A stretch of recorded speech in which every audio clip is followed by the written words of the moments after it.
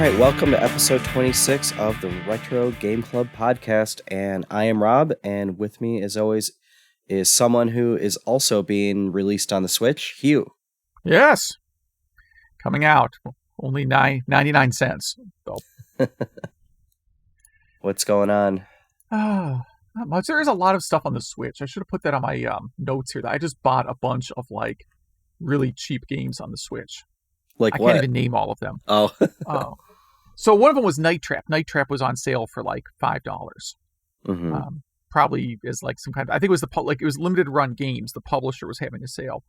So I got Night Trap, and then they had some game that was literally 9 cents. And I figured, well, I would put a quarter in an arcade game for 9 cents, right? So I guess I would, let's see what did I get here. Hold on.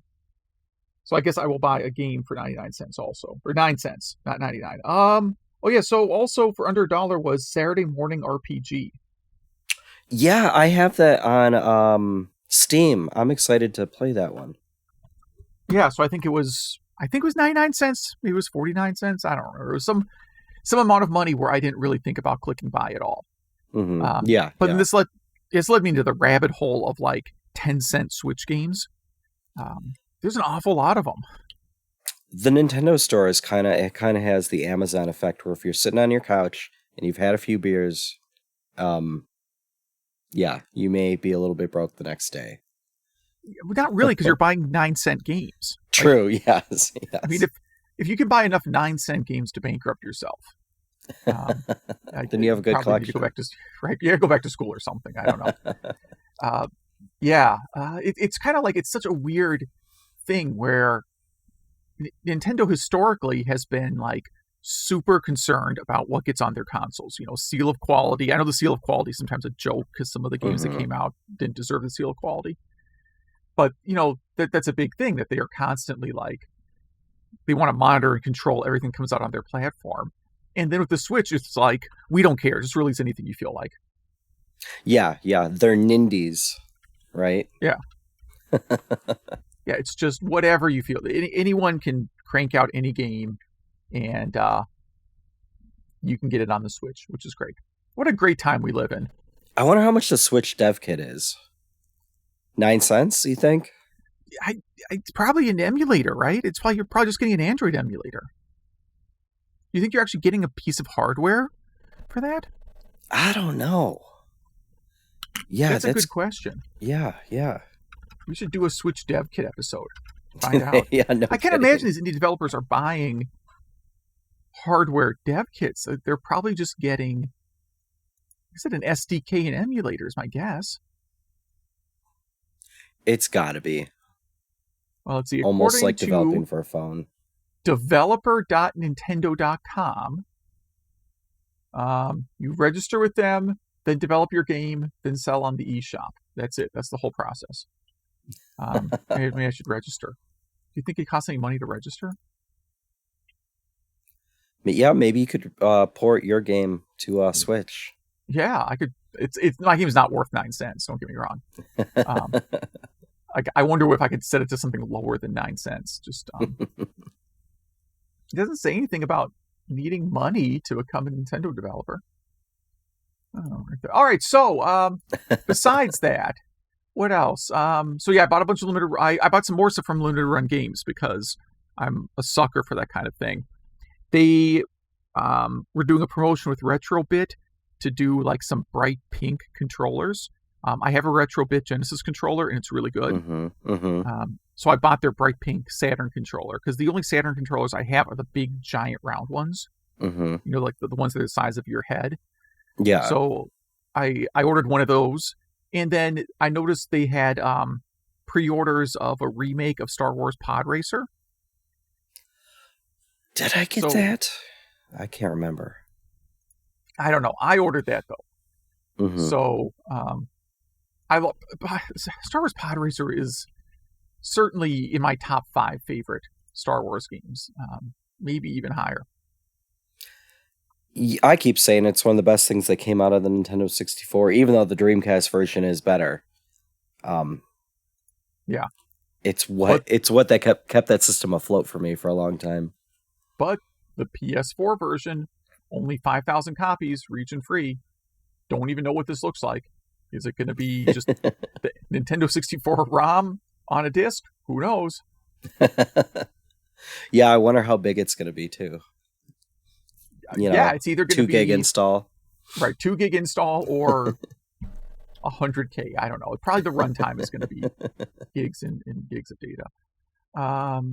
And then in terms of gaming, I just got Trails of Cold Steel 3, and that's probably what I'm going to be playing for the next month. Because I played 1 and 2 earlier this year, got into them a lot, and I assume I'll play part 3 for the next however long it takes. And what's that on?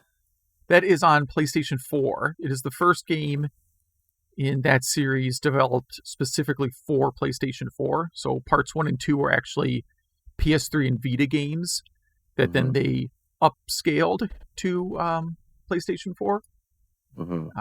I would describe them as still kind of having Vita graphics. I mean, they look a lot like other Vita Falcom games. So, we'll see. I mean, which is good graphics. Well, they're not really. I would never describe Falcom as like developing like high-end graphics. I mean, they've always done good graphics, I'll say, but like they don't. They're not interested in competing against Too Human. Is that a game? Or did I make that up? What's the game? Detroit Become Human. Yeah, something like that, right? Some game or Borderlands 3, right? They're not competing. Their entire company, I learned, is under 100 people. Wow. Right? Huh. I mean, you see the credits of any game, and there's 500 people on them now. Yeah. So yeah, that's about it for me. So I'm kind of rambling. I'm dealing with some sort of illness. I don't know what it is, but I may pass out in the middle of the episode. I should apologize to our listeners. We're both a bit under the weather, so my voice is kind of Wolfman Jack this time. And if you go back and listen to our first few episodes, I seriously had bronchitis like our first 4 episodes, and I've been very healthy since then, but had a bit too much fun last night, and I think I killed my immune system at the same time, and so a little Sunday morning vibe here, a little quiet it down a little bit, but what game did I just beat? I beat a game that I can't even remember, and now I am on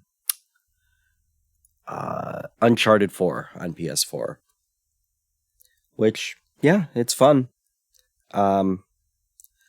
I've been playing, a lot. I've been playing our games of the week a lot, so that's actually been taking a lot of my time. But that's about.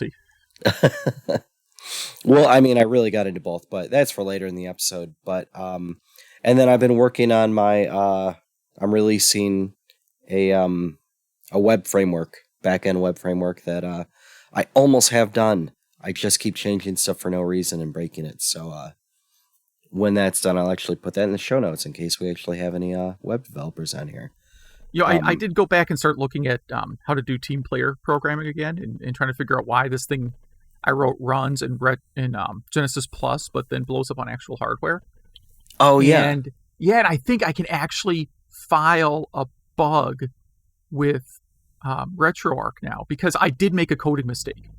There actually was a mistake on my part where... It's hard if you don't know assembler, but like essentially there's like a flag that gets set if you do an operation and the result of that operation is a 0. It sets the essentially the 0 flag, and then you test if the result of the last operation was 0. And there was some condition I found where on the hardware it was setting that flag to 0, but not on the emulator, or the way around. I actually should say. So it was really cool. It was a very nice bug I found, and I'm going to have to. I think that bug would go to the core and not to. Yeah, I'm going to have to write like a demo specifically to demonstrate that bug, and then, show a screenshot of it on actual hardware versus on the emulator. So it turns out I made other mistakes later on, so I'm still a ways away from getting it to work. Only I'm closer than I was before. It's just hard because like I don't have like a dev kit where I'm compiling to the Genesis. It's basically like I test and then I copy it to a micro SD card, and then I put that into the EverDrive, Yeah. It's not a fast process. I have to figure out a faster process for this. Yeah, I think you would have to build a whole system for that. Well, should we dive in before we lose our voices? Yeah, before I fall asleep here. By the way, according to the FAQ for developer.nintendo.com, frequently asked question, I don't know who asked this in Nintendo, but they get it a lot. Can I work from home? Here's my thing. How would we know? This is like I have an offshore team, right? Every morning I come into work, I open my inbox, and there's inevitably one or two emails from someone on the offshore team saying, oh, FYI, I'm working from home today.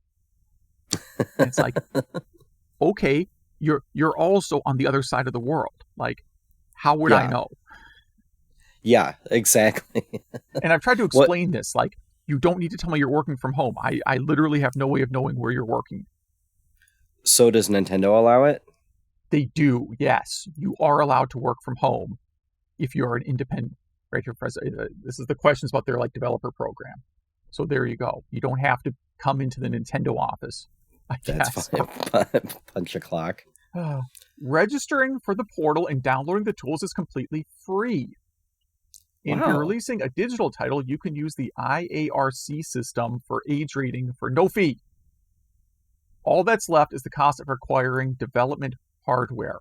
So there you go. You can get the SDK for free, probably emulate a little bit, but ultimately you will have to buy hardware from Nintendo.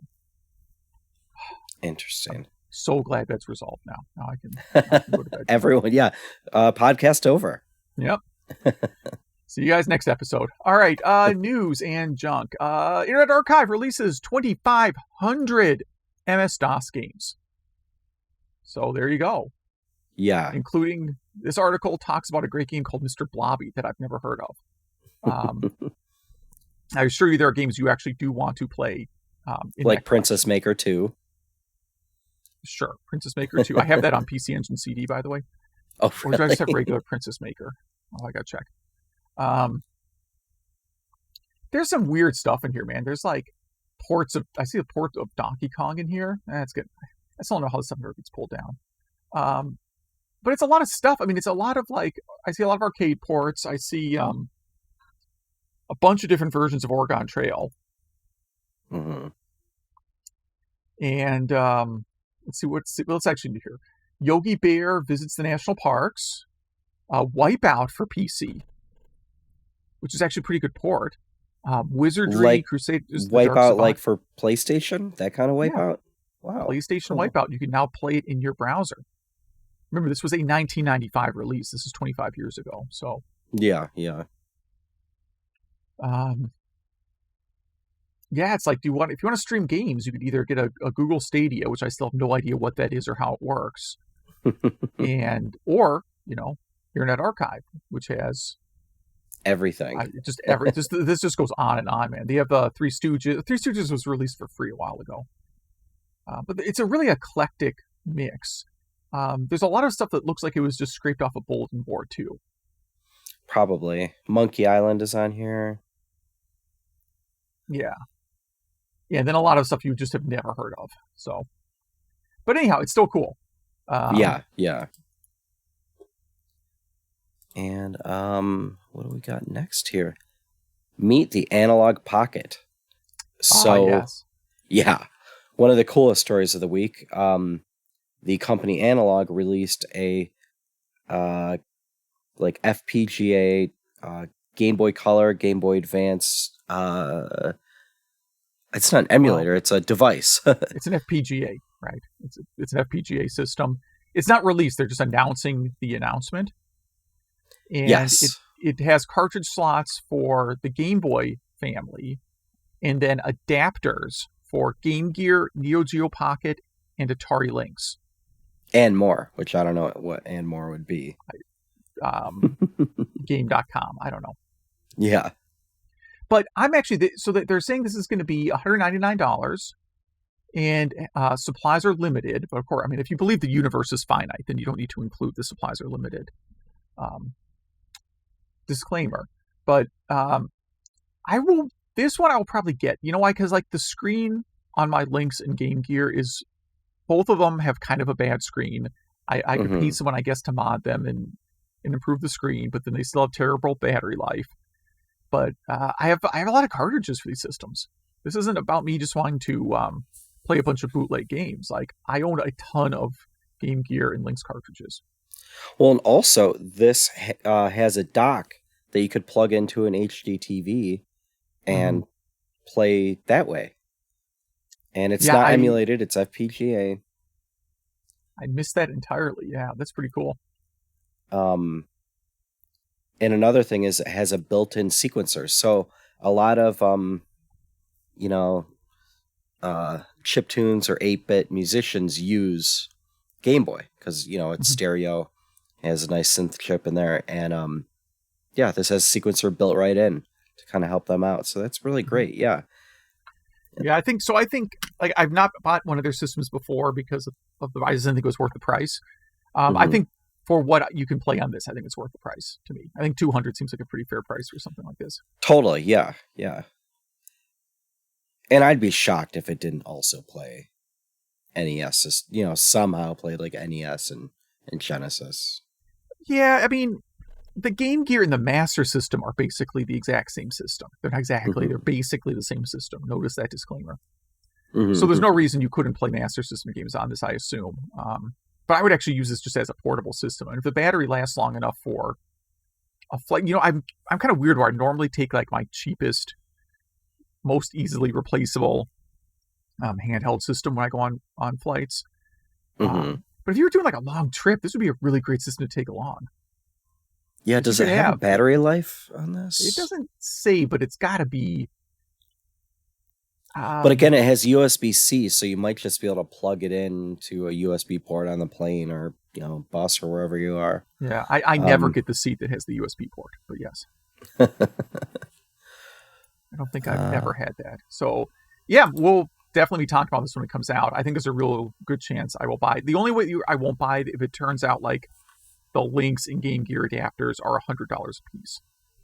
Then I will say, yeah. No, you're being evil. And I won't buy it. And I think it's probably only limited supply on the first run. You know what I mean? Like, if you don't get the first run, I don't think you're out of luck, Yeah, but it depends. I mean, there's some cost to, printing these things. So, I don't know. But the other analog stuff you could buy anytime you want, Yeah, it looks like because I can see like their Genesis is available right now. Although it's weird that they do separate US and Japan Genesis systems, as opposed to just having a slot that can take either cartridge like they do with the Nintendo.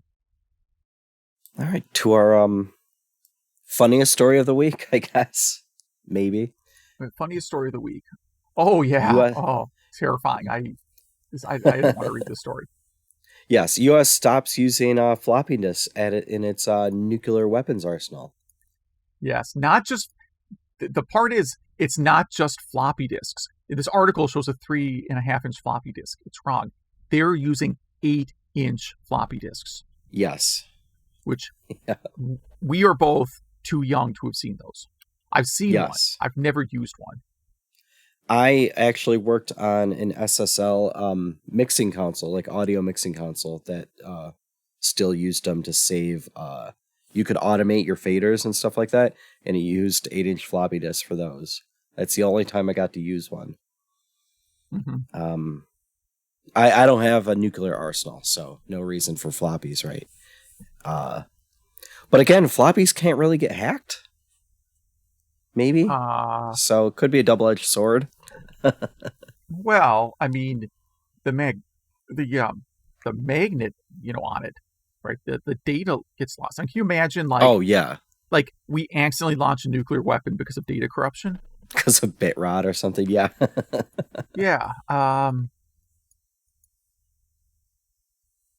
So probably good news. Pretty scary, yeah. So, 8-inch floppies running on an IBM Series 1 from the 1970s. So, yeah, pretty scary. Pretty darn scary there.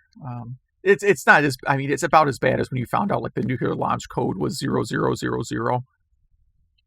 You can Google that. Yeah, and air traffic control wasn't your Y2K compatible until like a few days before. Yeah, I really wasn't worried about that because I mean, what do you need the year for when you're landing? I don't understand. Like I don't really understand. I don't understand. Like I understand like what would break if the air traffic control system date rolled over. It just might turn off. It might, yeah, but I mean, you still have a pilot on the plane, right? I mean, it's not like just like how was it Airbus or the other one that it's like their time code is like 36-bit. 737 Max you're talking about. Yeah. Well, yeah, I mean, there's a if you don't reboot. Yeah, there's, if you ever read, like, I'm not an expert on this stuff, but it's a very interesting story about like all the ways they kind of cut corners to get to the position where, you know, the plane will occasionally just go into a death spiral. Yeah. All right, so if you want some old Amiga games, maybe you want to run them on your government computer, Gold Rush from Sunlight Games. So this is like a, I don't really know this game very well. It looks like a point and click adventure. I don't really know much about it. It's by Sierra, so yeah. Yeah, it was originally published in 1989, and it looks like a 1989 game, you know. So, but this game, it comes with like a lot of extras, you know, map and all kinds of other cool bonus content. I mean, is this like a Oregon Trail sort of inspired game, you know, about going out to the West and trying to make a living, but it's a point and click adventure, something like that? Seems like it, yeah. But yeah, it comes with 3.5-inch floppies and a CD, and yeah, I'd like to play this one. Yeah, it looks pretty good. Frostbite, yet another Atari to C64 conversion from Chopper Command. Do you know this game on 2600? Frostbite. It's a Frogger-like game. Yeah, I'm familiar with it. I don't know if I've played it. This might be a great midwinter game. Yeah, I remember being like a really like good-looking 2600 game, but I don't really remember playing it. I probably haven't owned it except on a collection. But it is Activision, and yeah, now you could play it on C64 if you want. So for all our... I only had one friend that had a C64. It seems, yeah, more European, even though made in America. Yeah. I mean, it was successful in America, but I feel like it was much bigger outside of the U.S. than in the U.S. is always the impression I get about it. New Atari Lynx game called Lynx Quest. So this is a kind of RPG-ish game for the Lynx. It came out of a coding competition. And RPGs may not right, more like action-y, like an action game styled, like graphically styled like an RPG. Is a better. It's like open world Gauntlet, like Gauntlet without a maze, kind of. Kind of, yeah. That's a good description. And it's a good looking game. Yeah, you could put this on the Switch store for 9 cents easily. Totally. I mean, this looks better than most Lynx games. All right, what do we got? And what was that one called? Lynx Quest? Lynx, Lynx Quest. For some depressing news, Dentist acquires treasure trove of rare retro games for $1.02 million. Yes, 40 factory sealed Nintendo games. And the reason why, this is why it's depressing, the reason why he did this is he tried to collect other stuff, but it was just too expensive and too difficult to get a quote-unquote complete collection of something. So this is the something he figured that he could get a complete collection of. Like, he tried with baseball cards and a handful of other things. So thanks, dude, for storing the stuff in your basement so people will never see it so you can talk about it. Yes, well, he's a dentist in Hollywood, Florida, does cosmetic dentistry. So that's probably expensive. That's my guess. He does porcelain veneers, dental implants, and that's all it says on his website. Dental bonding and his teeth whitening. Okay. Well.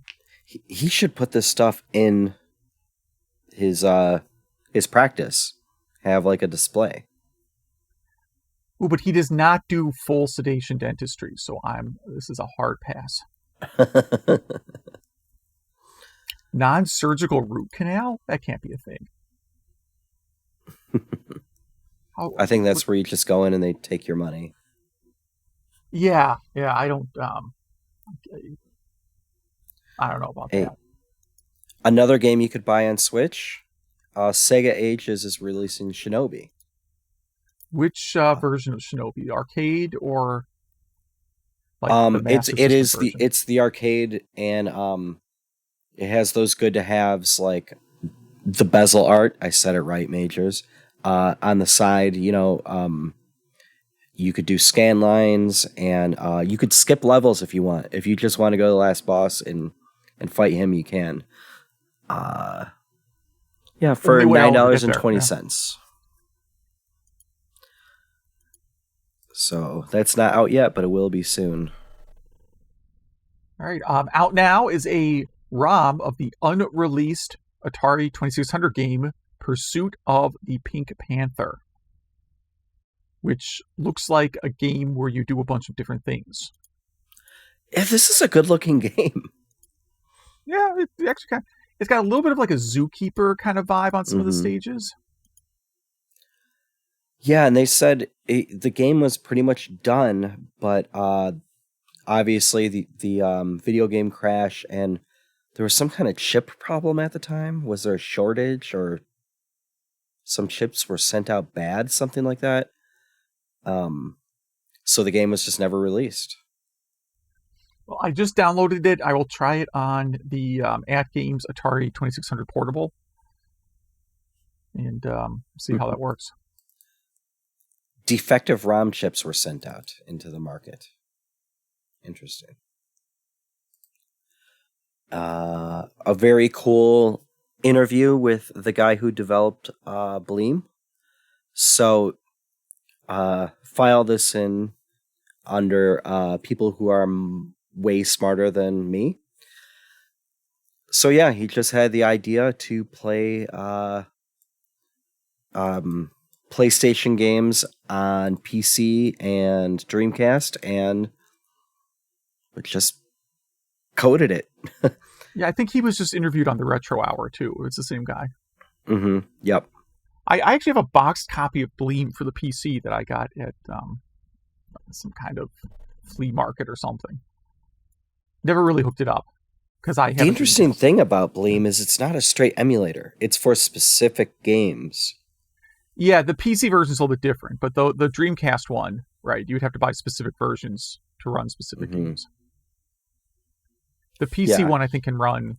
If the box wasn't under some other stuff, I would tell you what is on it. But.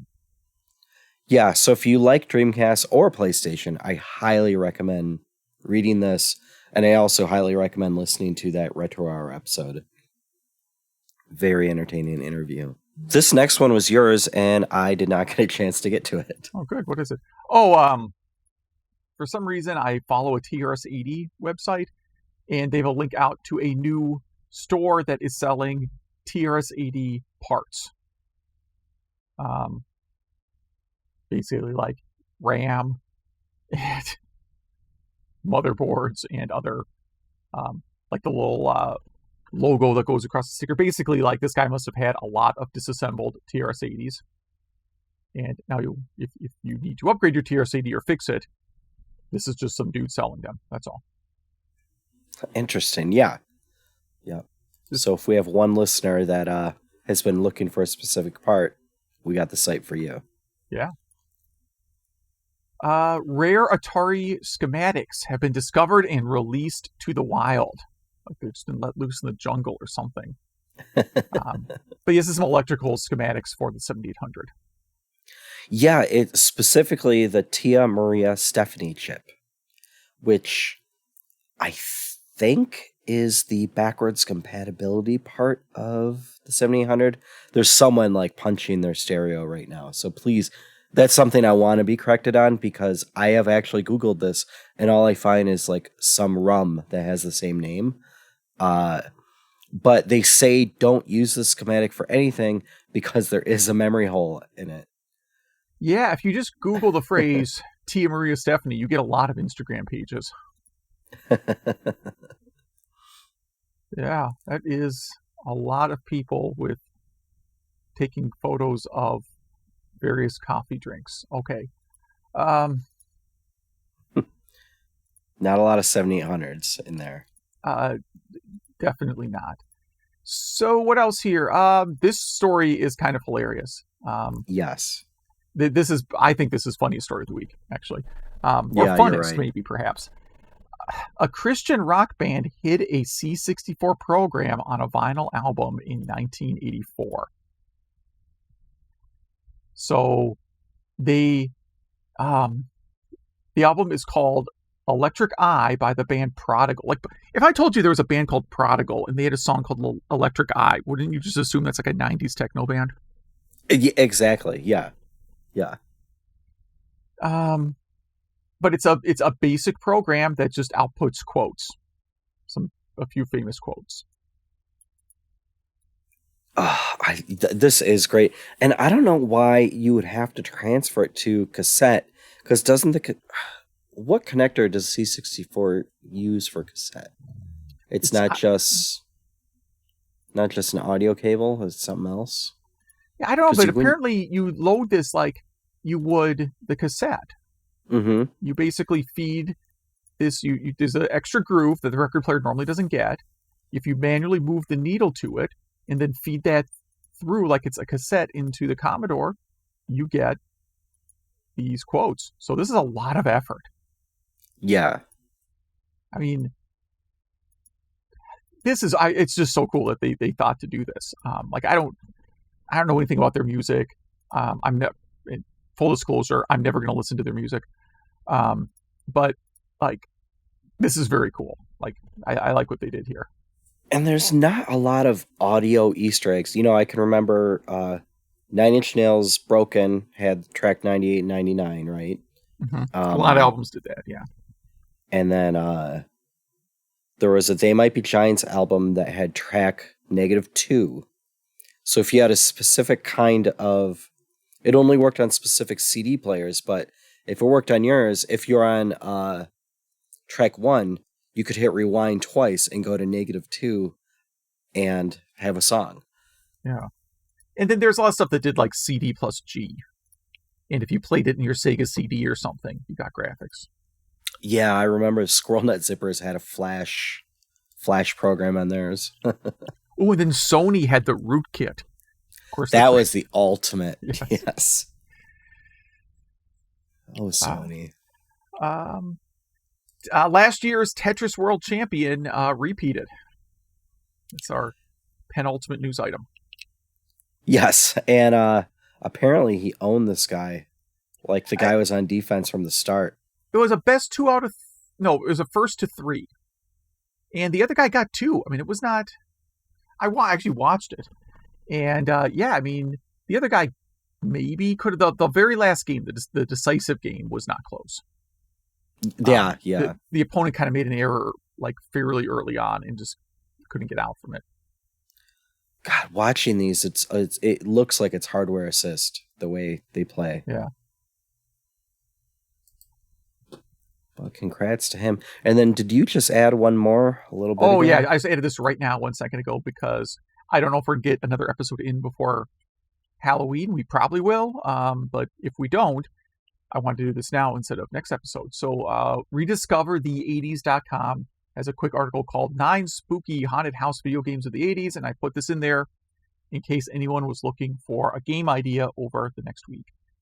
And they have some deep cuts. This is like, they have some obvious stuff like Maniac Mansion.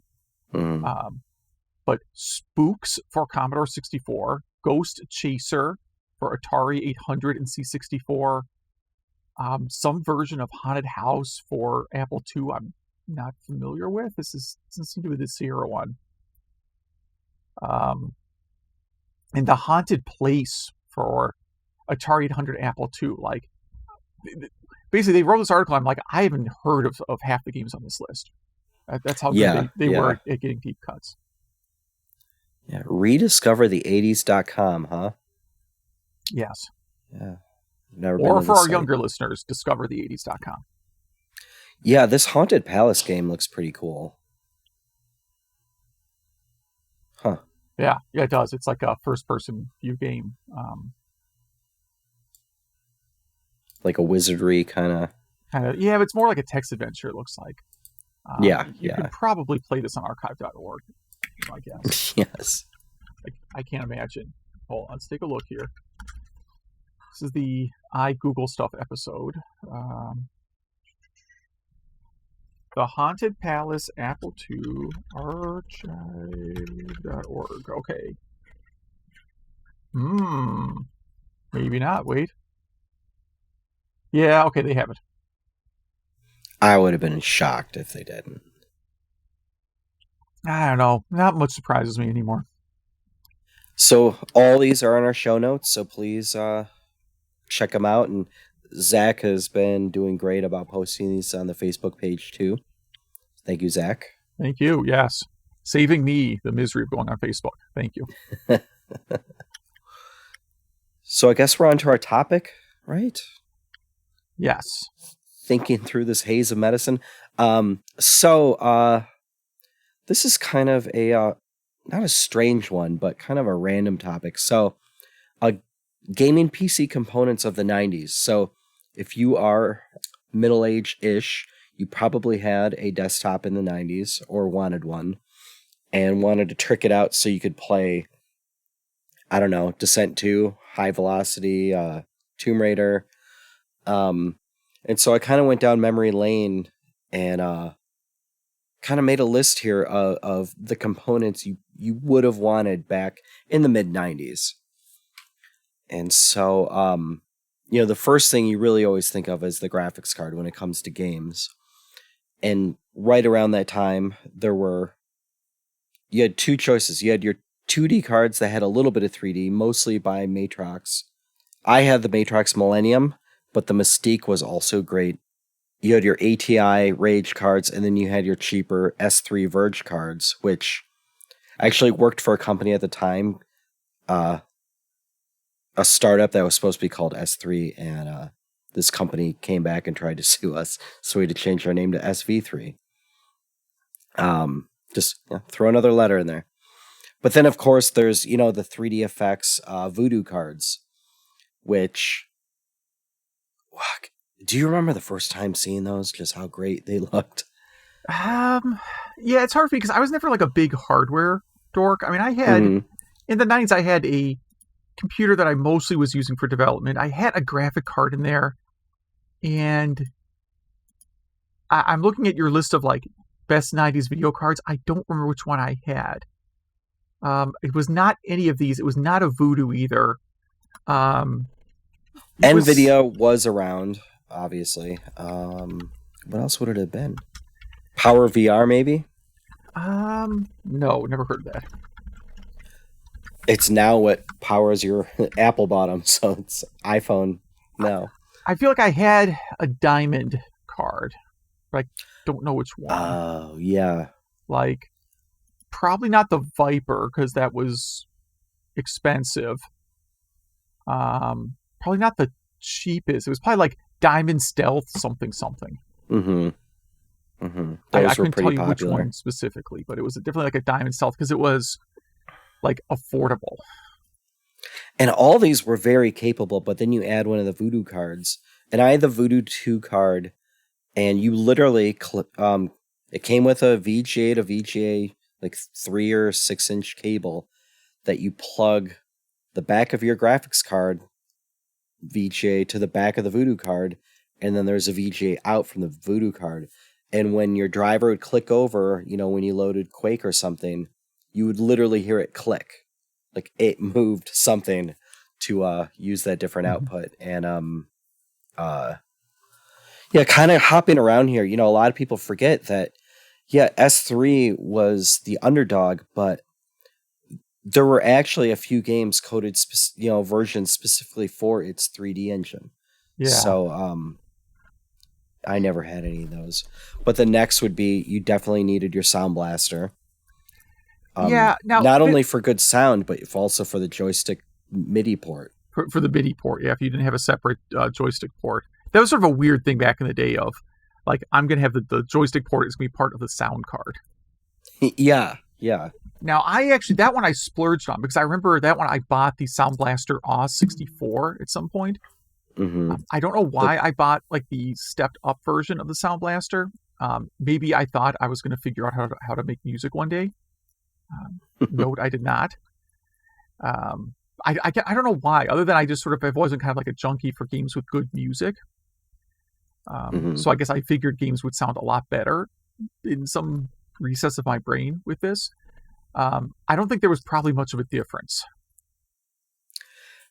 Probably not. And, that leads me to a question where Sound Blaster still makes audio cards that don't have much more, to my knowledge, than what is in, a nice motherboard's, audio section, I guess you would call it. So why would you buy one of these now? Because maybe there's some improvement. I don't know. Just because I'm not modern like gaming hardware. I just I don't want to mess with it, so I just buy the I just buy a console. I know they have like external sound blasters and stuff too. So it's not even like, I look at like their current card and it's like it's meant to look like a video card. It's like all encased and maybe has a fan or some craziness going on, and it doesn't need it. Like it's trying to look like physically more like a video card, and it's not like someone I'm sure can tell me what the difference is. Yeah, I'm trying to find. There was a card at mid 2000s that actually had a vacuum tube on it, so you could get that nice tube saturation sound. But it was horrible because putting a tube in next to all those other components in your computer, just bad idea. But yeah, and then the next big thing around that time was when Pentium MMX and also Pentium 2 came out. So, MMX added hardware kind of vector graphic acceleration. They called it multimedia acceleration for you. And the Pentium 2 was just the Pentium Pro with MMX and I think a bit more cache, maybe.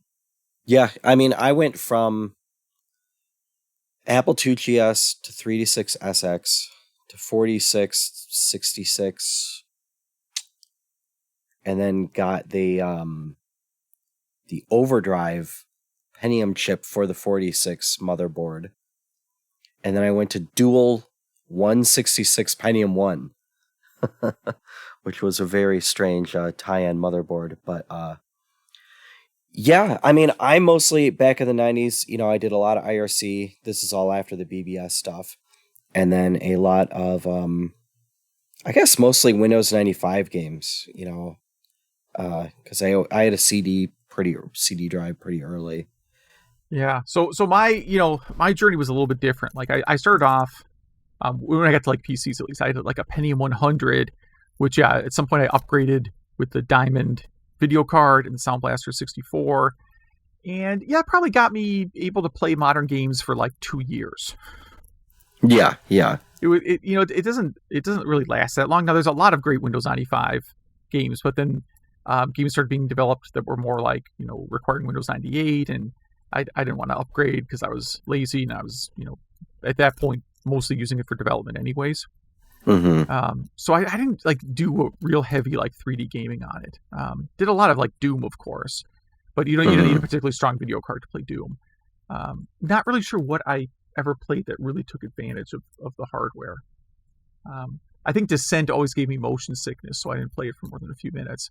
Mm-hmm. And then yeah, me too. And then when I finally upgraded to like a better computer, at that point I just made a development system and figured I would just have a PlayStation and Nintendo 64, which I could buy for the price of a video, high-end video card and sound card. That was kind of when I kind of got out of PC gaming, because I'm like, oh, you know what? it's just cheaper not to be a PC gamer. Yeah, and that's kind of still the case. Well, it's definitely still the case. I mean, the biggest advantage you have is, of course, you can get better looking games, faster running games, all that stuff. And you can get all the Steam stuff. Tons and tons of cheap Steam games. Back in the day, the other big, so on the PC I mentioned, right, to do like Windows 95 gaming, the real key accessory, more important than any other part on that computer, was the zip drive. Absolutely. Because now you could borrow a CD game from someone and dump that whole thing onto a zip disk. Because most of the CD games, even though CDs are 650 meg, most of them would easily fit on the zip disk. Totally, yeah. I had the IDE version, the internal IDE version of the zip disk, and then I also had a parallel port one. I really lucked out professionally in the 90s. Like all of us, I was an idiot kid. But somehow, what happened was I took guitar lessons at this guitar store that was thinking about starting to sell computers for like studios and stuff like that. And the keyboard guy that worked there, he like focused on selling keyboards. I used to lend him his quarterly magazines, and after a while he said, we're starting this business and you like music and you like computers, why don't you be our first employee? And that's really how I got my first, non food job. And then I just got to play in the back of the store with building computers, and we got a lot of demo products, some of them that were never really released, but Zip Disk was one of the early ones that we got to test early. But I'm trying to think if there's anything here we're missing. I'm sure there's a ton. I think at this point we should leave the rest of the discussion to the listeners. Send us your your memories of building computers in the 90s and the weirdest components you had, or your favorite components, and your perfect setup. Email at retrogameclub.net. I would love to hear your stories. I think that brings us into why we're here, the Game Club. Yes. So I'm assuming you did not get a chance for my game because it was a bit obscure. I did not. I'm not even. I honestly had not heard of it before you mentioned it. So my game was Ghost Trick on the DS, and it is now. I think it's on iPhone. I don't know if it's on iPhone and Android as well, but it is a 2011. That's pretty late. DS game by Capcom that came out obviously around the same time as the DSi XL, which is a great system. And it's created by the same guy that did Ace Attorney on Game Boy Advance. So you play a guy who died, he was murdered, and the game starts right as you figure out that you're dead. And a possessed Pixar-looking desk lamp starts talking to you and telling you how to use your new ghost tricks to... there's two goals. Solve why you were murdered, and then help save this woman that witnessed the whole thing. And so it's a puzzle game that is just so charming, where you just manipulate objects, and you're supposed to kind of screw up each time and figure out how to do it correctly. And you go back in time 4 minutes at a time to try it all over again. And sometimes you're manipulating someone to, drop something underneath their chair where they have to go get it under their chair. And while this hitman comes into their house, looks around and sees they're not there, you save their life. I love this game. I didn't make it too far, but I plan on spending a lot more time with this. I am going to buy it. I am looking at some for sale on eBay. That's how much I cannot recommend this game more. So that's Ghost Trick by Capcom on the DS. Play it, buy it, email us about it. And what was yours? I was Ghostbusters, because I figure it's a good Halloween themed game. I know Ghostbusters probably came out in the summer. That's okay. So yeah, this is is there a term for, like, I just call it a game where you do many different things? Is there actually a genre for that? Now it'd be called like a party game, or it's not really a party game. I mean, I get that you do different things in a party like WiiWare or like it's like a game where there's a bunch of different modes, right? So Ghostbusters is one of those. I mean, there's a little bit of like I won't call it business management, but the idea is like you're the Ghostbusters, or 3 of the 4 Ghostbusters, because Winston gets left out of this one, and you're responsible for, like, catching ghosts throughout town, and you're given a budget at the beginning of the game to buy a car and ghost catching accessories like bait and traps and so on. And then, buildings get infected with ghosts, you drive around, and then you have a overworld driving game. And you get to your destination, and then you catch ghosts, and you earn money. Meanwhile, the city's PK energy continues to grow. So kind of like the way I think it's intended to be played is you're supposed to try and earn as much money and get as many items as you can before, the city's PK energy turns red, and then, Marshmallow Man and all that stuff, and chaos and dogs and cats living together and all that. Yeah. And by catching ghosts, you delay how long, you delay that from happening, but you can never really stop it from happening. You can just delay it. Giving you time to earn more money and upgrade your equipment and get, so on. Whereas when I watch the speed runs of this, they literally just park the car, don't do anything, and wait for the city's meter to go up all the way. Just so they can get straight to the last boss with minimum equipment. And then it switches modes again, where you have, the kind of dreaded staircase climbing mode. Some versions do it better than others. The Master System version, I think, does it pretty well. The NES version sort of notoriously does it badly. And then you have this sort of first-person-ish, sort of like last boss of Contra. Not last boss, but the corridor view in Contra, the first-person view in Contra. You have a battle in that style against the last boss. And, the speedrunners get through this stuff pretty quickly. The game's a lot harder. The speedrunners make it look, of course. But it's just kind of a fun, this game, for whatever reason, seems to get a lot of grief. I actually think it's a lot of fun. And I like the different modes, and I like, that you're, earning money, I like the whole mechanics of the game. I think it's a fun game. By coincidence, there was a new ROM hack for it released this week. We'll include a link to that, called The Real Ghostbusters Remastered. So this is a group that worked on the NES version and made a ton of improvements. So, they improved the graphics, improved the play control,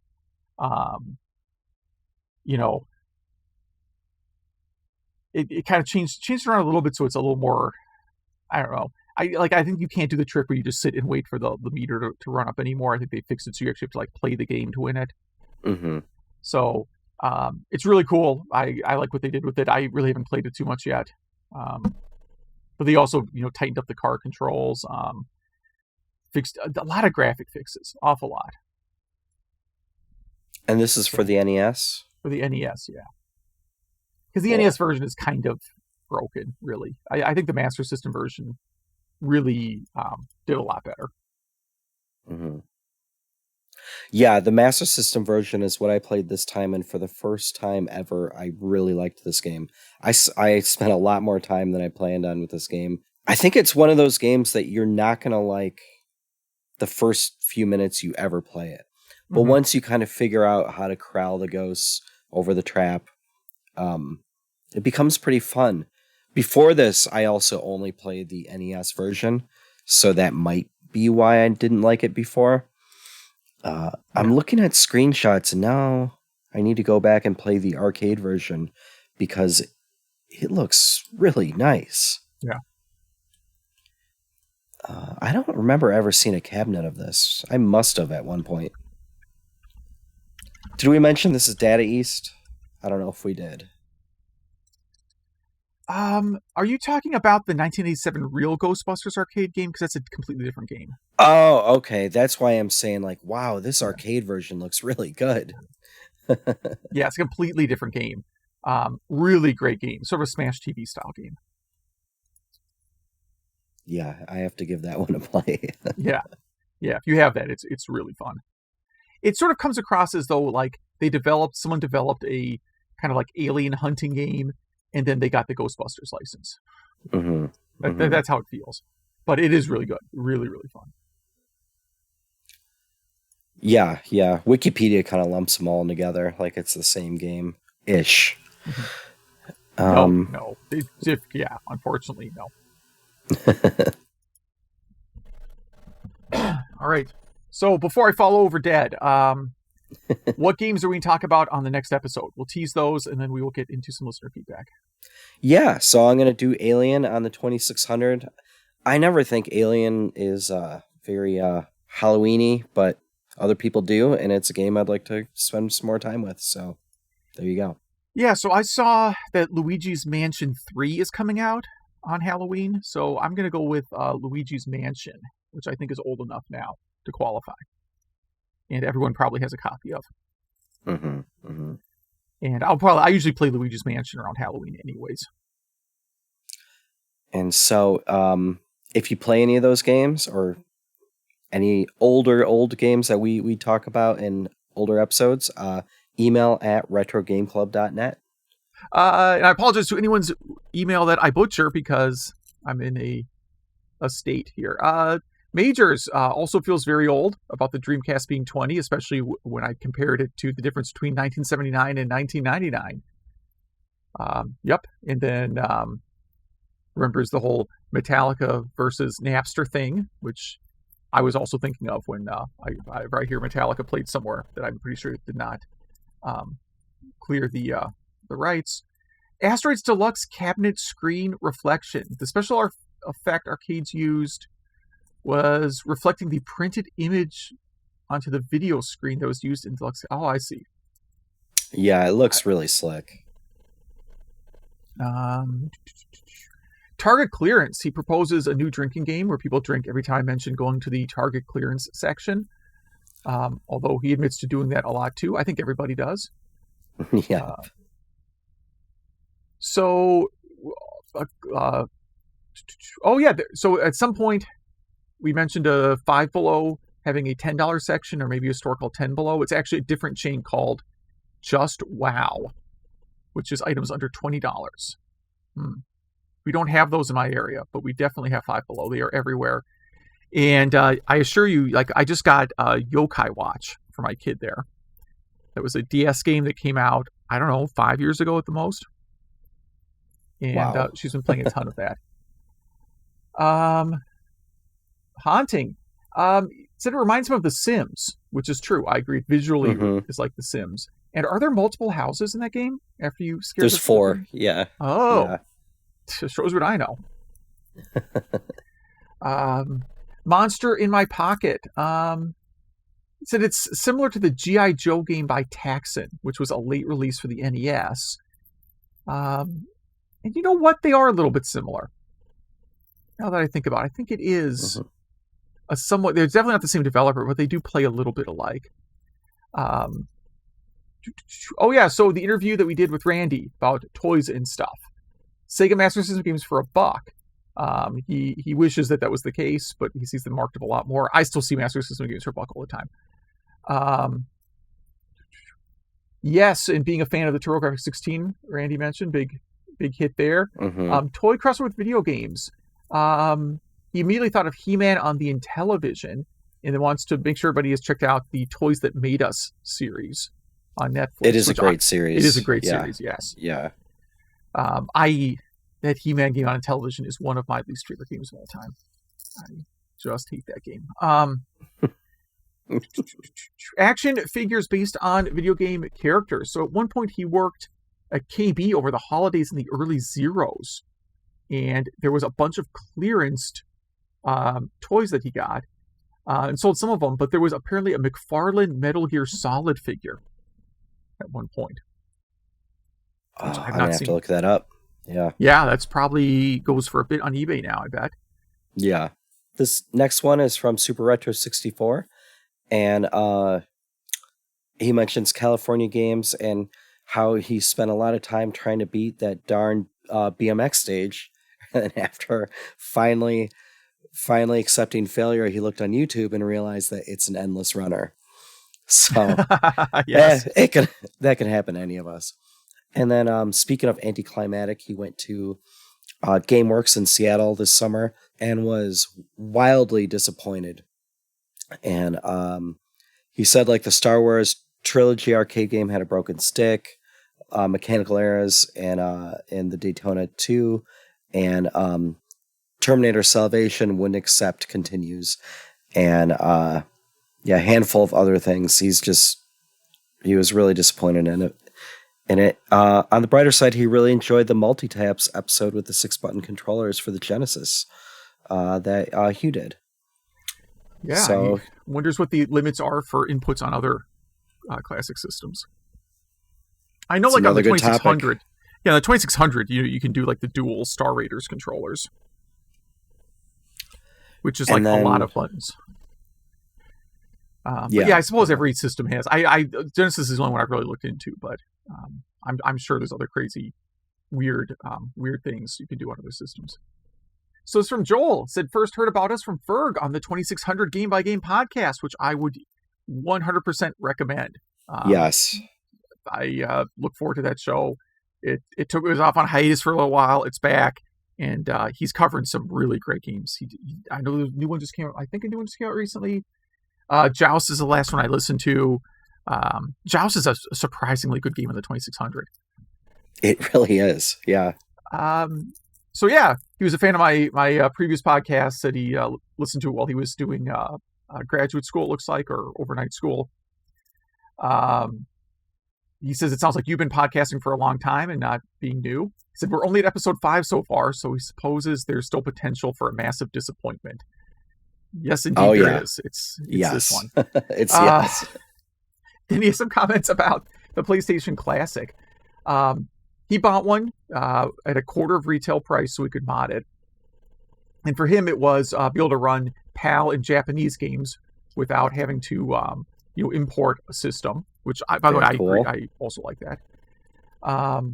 He said the PlayStation Classic works great as a region-free PlayStation, and he didn't mind the time to put the ISOs onto a thumb drive. He said he's a physical collector, so he owns discs of all the games. Again, it's just about not having to import an extra piece of hardware. So it gives us U.S. players the only way to play the Net Eurozee homebrew titles and titles from other regions on real hardware without any modding.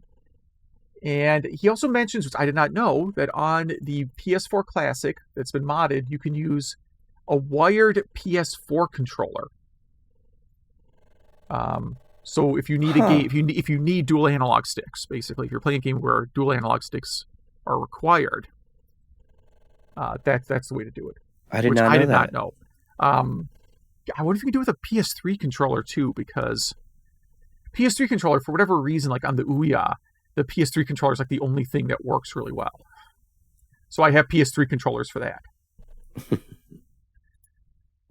PS4 controllers are just so incredibly expensive. Like occasionally, I'll go to Target and in the clearance section, there'll be like a camouflage PlayStation 4 controller for like $5 off, which is still too much money. And I don't really know if I'm ready to be a camouflage controller guy, No, you have to be playing Call of Duty for that, I think. Yeah. Yeah, it just feels weird to play like RPGs with a camouflage controller. Maybe it doesn't matter. I just ordered a bright pink controller to give you an idea of well, you got to match your phone case, right? Yeah, match my phone case. Well, I can find the thing in the dark, so like where's my Saturn controller? Oh, there it is. So like that's fine. No, it's mostly because there's a lot of action games that just don't play well with those huge pancake. You know what I'm talking about? Like the waffle. It's the Saturn waffle maker, right? Yes. That controller. Yes. It's just not comfortable. And I have like 4 of them in box, so it's gonna be a long time before I wear them out. But instead, I'm going to use this RetroBit controller. Joel needs to write us again. If he's still catching up, he'll hear this in many weeks probably, but to tell us, like, does he speak Japanese or read Japanese, or does he put it through a translator, or fumbles his way through? How do you get through those Japanese games? Yeah, I'm interested in that too. I mean, if they're mostly like fighters, that's fine. But for me, like I import a lot of PC Engine games, and because I'm not very smart, I buy a lot of like PC Engine RPGs because they're cheap. They're just cheap, and I think I just buy them in hopes that someday someone will translate them. And maybe if I win the lottery or have some program do really well, maybe I'll start like a fake real estate company and claim I'm renting out working space to people or something, and get it like $1.8 billion to leave. Like maybe that'll happen, and then I'll have the time to translate all these PC Engine games. But that's really why I buy them. So I'm just like, I did play through, I forget which NES game. I did not play through it. I just played it a little bit. It was many years ago now, but it was what I tested my EverDrive with. And to translate from Japanese to English, I just used Google Translate, took a picture, and it actually worked. Yeah. So you could do that too. Yeah. I mean, I can play through like East 1 and 2 in Japanese. That's about it. Because you have it memorized. Because I know where everything is. Yeah. All right. So again, if people want to email us about anything, what do they do? Email at retrogameclub.net. That is email at retrogameclub.net. And one of these days, we will not butcher all the emails. It will happen. And I will probably be healthy for the next episode, but I don't know what, man. All right. It's sick. I like last time I went to the doctor, I said I'm not going to come anymore because like I never get sick. Like I think I've made the boasting claim that I haven't had a cold in 2 years. Oh, there you go. Yeah. It was just true. I actually haven't had a cold in 2 years. So I'm this is a very new sensation. Time. Yeah, it's time. Yeah, I'm overdue, and now it's really going to just rock me. Well, all right. Until the next one, we'll see you guys later. Yeah, and thanks for listening.